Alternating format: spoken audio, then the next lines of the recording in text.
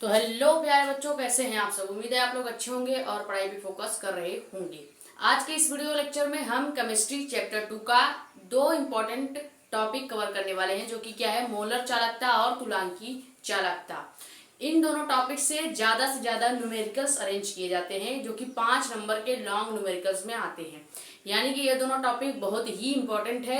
इसके पहले हमने आपका चैप्टर 1 का जितना इंपॉर्टेंट टॉपिक था केमिस्ट्री का, वो कवर करा दिया है। 5 वीडियो था उसका। और हमने अभी जल्दी ही यानी कि कल केमिस्ट्री चैप्टर 2 का 5 इंपॉर्टेंट टॉपिक कराया है एक वीडियो में। आप जाके वो भी वीडियो देख सकते हैं, प्लेलिस्ट में अवेलेबल है। प्लेलिस्ट का नाम क्या है, class 12 chemistry important question by Sakshi Mishra. ये प्लेलिस्ट है, वहां पे आपको केमिस्ट्री के सभी चैप्टर वाइज टॉपिक्स दिए जा रहे हैं। वो इंपॉर्टेंट टॉपिक जो खुद अपने आप में 3 नंबर या 5 नंबर का क्वेश्चन होता है। ठीक है, तो सबसे पहले मोलर चालकता समझने से पहले आपको बता दें कि अगर आप वीडियोस पे नए हैं तो प्लीज वीडियो को लाइक करके चैनल को सब्सक्राइब कर दीजिएगा, ताकि और भी ऐसे जो चैप्टर वाइज अभी टॉपिक्स आने वाले हैं वो आपको मिलती रहे। ज्यादा आप वीडियो को कर देंगे शेयर, ताकि और भी लोग जुड़ जाएं और आप अपना कमेंट या डाउट यहाँ पर या हमारे पर्सनल टेलीग्राम चैनल जानकारी नीट की, वहां पे पूछ सकते हैं। तो आज का जो हमारा टॉपिक है वो क्या है, मोलर चालकता। मोलर चालकता का डिफिनीशन अभी आप फोकस नहीं करेंगे। सबसे पहले इसका डायग्राम समझते हैं। यहाँ पे जैसे हमने क्या ले लिया, कोई एक बर्तन या पात्र ले लिया। अब केमिस्ट्री है, इसमें पात्र ही लिया जाएगा। अब इसमें हम क्या कर लेंगे, इस पात्र में माना कि कोई हमने वैद्युत अपघट्य विलयन लिया है। कौन सा विलयन, वैद्युत अपघट्य विलयन। इस बार वैद्युत अनअपघट्य विलयन नहीं है, वैद्युत अपघट्य विलयन है। कौन सा, ये कौन सा विलयन हो गया आपका, वैद्युत अपघट्य विलयन। अपघट्य विलयन, वैद्युत अपघट्य विलयन का मतलब क्या है, ऐसा विलयन जिसमें धारा का प्रवाह किया जा सके या जिसमें धारा प्रवाहित हो सकती है।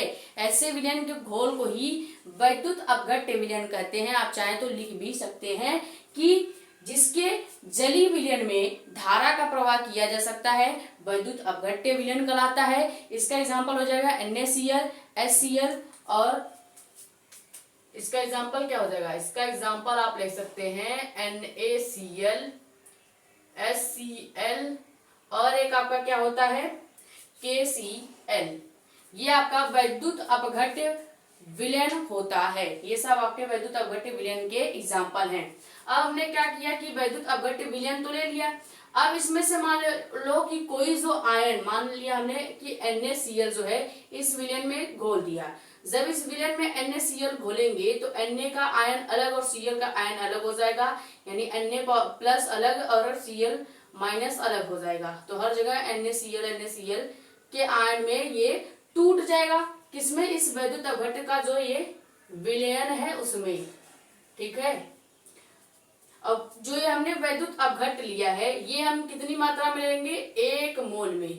ठीक है, इस बार जो वैद्युत अपघट्य लेना है विलयन, ये आपको केवल 1 मोल ही लेना है। तो हमने क्या लिया, सबसे पहले एक बर्तन लेंगे, उसमें हम कोई विलयन ले लेंगे। वो विलयन कौन सा होगा, वैद्युत अपघट्य विलयन होगा। और वैद्युत अपघट्य क्या होता है बता ही दिया। और ये जो वैद्युत अपघट्य विलयन होगा इसकी मात्रा हमको कितनी लेनी है, केवल 1 मोल ही लेना है। उससे हमारा क्या होगा, एक विलयन तैयार होगा। तो परिभाषा यहाँ से क्या बन जाएगी कि किसी वैद्युत अपघट्य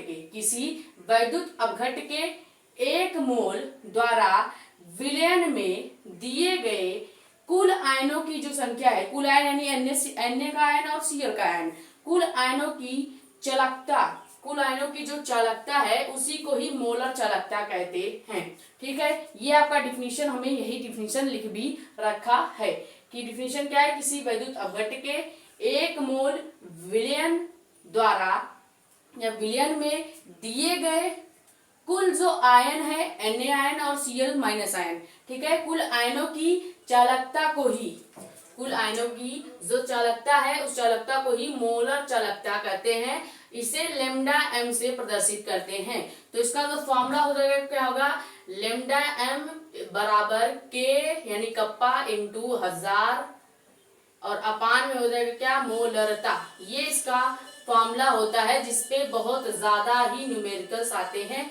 यानी ये फॉर्मूला बहुत ही इंपॉर्टेंट है as compare to board exam and numericals. ठीक है, यहाँ पे सिंबल्स क्या क्या है, जैसे कि आपका लेमडा एम क्या दिखाता है, के क्या बताता है और एम क्या बताता है, ये भी आपको बता देते हैं। लेमडा एम बता ही दिया कि मोलर चालकता होता है, मोलर चालकता होता है। के आपका विशिष्ट चालकता होता है, विशिष्ट चालकता कह लो या चालकत्व भी आप कह सकते हैं। एम आपका मोलरता होता है, एम आपका क्या होता है, मोलरता होता है। तो ये आपका मोलर चालकता क्या होती है, उसकी डिफिनीशन, डायग्राम और उसका जो बहुत ही इंपॉर्टेंट फॉर्मूला है जो न्यूमेरिकल्स में आता है वो कि lambda M is equal to kappa into 1000 और बटे में आपका एम यानी कि मोलरता। कभी कभी न्यूमेरिकल्स में इस कप्पा के का मान नहीं दिया होता है तो इसका पहले हमें मान निकालना पड़ता है। अगर के का मान नहीं दिया है तो हम पहले के का मान निकालेंगे, जिसके लिए हम फॉर्मूला क्या लगाएंगे, K is equal to L upon R into A. यानी कि पहले आप क्या करेंगे, के का मान निकालेंगे, उस के का मान इस फॉर्मूले में रख के फिर आप न्यूमेरिकल्स को हल करेंगे। ठीक है, तो ये पूरा आपका मोलर चालकता हो गया। अब मोलर चालकता का एक और इम्पोर्टेंट पॉइंट है जो कि क्या होता है, मात्रक। मात्रक सबके जरूरी है, ये आपके कभी कभी ऑब्जेक्टिव्स में भी आ जाते हैं, यानी एक नंबर में भी आ जाते हैं। तो मोलर चालकता का मात्रक क्या हो जाएगा, चूंकि फॉर्मूले में क्या है, कप्पा इंटू 1000 बटे मोलर मोलरता है, तो वहां से अगर बनाए तो इसका जो मात्रक होगा वो होगा साइमन सेंटीमीटर स्क्वायर बटे मोल। ठीक है, ये इसका मात्रक हो जाएगा। क्या मात्रक होगा, हिंदी में भी लिख देते हैं, siemens centimetre square, siemens centimetre semi square upon mole. इस तरह से आपको ऑब्जेक्टिव में अगर आएगा तो मात्रक देखने को मिलेगा। ठीक, तो मोलर चालकता क्या होता है, एक बार फिर से रिव्यू करा देते हैं कि किसी वैद्युत अपघट्य के एक मोल द्वारा विलयन में दिए गए कुल आयनों की जो संख्या यानी Na का आयन और Cl का आयन, दोनों आयनों की जो संख्या है उसी की चालकता को ही मोलर चालकता कहते हैं, जिसका इंपॉर्टेंट फॉर्मूला क्या होता है, lambda M is equal to kappa into 1000 upon M. Lambda M क्या है, मोलर चालकता, के विशिष्ट चालकता, एम मोलरता। और अगर कभी कभी के का मान नहीं दिया होता है क्वेश्चन में तो आप क्या करते हैं, पहले के का मान निकालेंगे, के इंटू या के बराबर एल अपान आर इंटू ए करके आप के का मान निकालेंगे। वो के का मान आप यहाँ रखेंगे, फिर जाके आप मोलर चालकता निकालेंगे। इसका मात्रक क्या होता है मोलर चालकता का, साइमन सेंटीमीटर स्क्वायर अपान मोल। इसी को हमने हिंदी में भी लिख दिया है।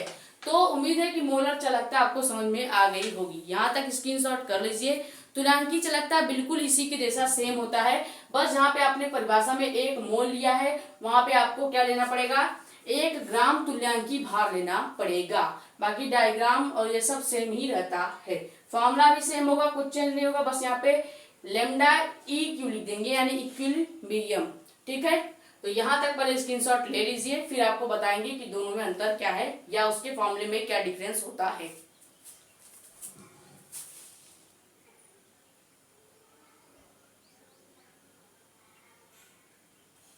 तो तुल्यांकी चालकता के डिफिनीशन और जो फॉर्मूला होता है ज्यादा अंतर नहीं करना है आपको। खाली तुल्यांकी चालकता के डिफिनीशन में क्या चेंज करेंगे कि हमने तुल्यांकी चालकता से पहले जो मोलर चालकता पढ़ा था वहां पे हमने क्या लिया था, 1 मोल द्वारा विलयन में लिया था। यहाँ पे क्या करेंगे कि किसी वैद्युत अपघट्य के 1 ग्राम तुल्यांकी भार द्वारा विलयन में दिए गए कुल आयनों की चालकता को ही तुल्यांकी चालकता कहते हैं। क्योंकि हम तुल्यांकी चालकता पढ़ रहे हैं तो यहाँ पे क्या ले लेंगे, 1 मोल न लेकर हम 1 ग्राम तुल्यांकी भार द्वारा लेंगे। ठीक है, और बाकी सब आपका सेम रहेगा, बस परिभाषा में इतना ही डिफरेंस करना है कि जहाँ पे 1 मोल था वहां पे 1 ग्राम तुल्यांकी भार आप लिख देंगे। उसके बाद पूरी परिभाषा सेम रहेगी कि द्वारा विलयन में दिए गए कुल आयनों की चालकता को ही क्या कहते हैं, तुल्यांकी चालकता कहते हैं। चूंकि तुल्यांकी चालकता को इक्विलिब्रियम भी पढ़ा जाता है तो इसको क्या लिखते हैं, lambda E Q. E Q का मतलब क्या है, इक्विलिब्रियम। ठीक है, तो क्या हो जाएगा, लेमडा इज इक्वल टू के आपका सेम रहेगा इंटू 100 भी सेम रहेगा। नीचे बस जहाँ पे आपका मोलरता था यहाँ पे नॉर्मलता या सांद्रता सी करके दिया जाता है फॉर्मूले में, बस इतना ही चेंज करना है। और लेमडा ई क्यू आप कर देंगे। लेमडा एम की जगह आप क्या कर देंगे, इस बार ई क्यू कर देंगे, क्योंकि हम तुल्यांकी चालकता निकाल रहे हैं। तो फॉर्मूले में 2 चेंज करना है, जहां पे लेमडा एम था वहां पे लेमडा ई क्यू कर देंगे, क्योंकि तुल्यांकी चालकता निकाल रहे हैं। और नीचे जहां पे मोलरता था वहां पे नॉर्मलता या सांद्रता सी करके दिया जाता है। तो लेमडा ई क्यू आपको बता ही दिया क्या होगा, मोलर चालकता नहीं होगा बल्कि तुल्यांकी चालकता इस बार हो जाएगी, तुल्यांकी चालकता हो जाएगा। और के आपका बता ही दिया है, विशिष्ट चालकत्व तो कहा जाता है। एन आपका नॉर्मलता, या कभी कभी अगर सी दे दिया तो उसको हम सांद्रता पढ़ेंगे। इसका मात्रा भी आपको ज्यादा चेंज नहीं करना होगा। जैसे यहाँ पे साइमन सेंटीमीटर स्क्वायर मोल था, किसमें, आपका मोलर चालकत्व में या मोलर चालकता में। यहाँ पे हम क्या कर देंगे, जब तुल्यांकी चालकता निकालेंगे तो साइमन सेंटीमीटर स्क्वायर तक आपका सेम रहेगा।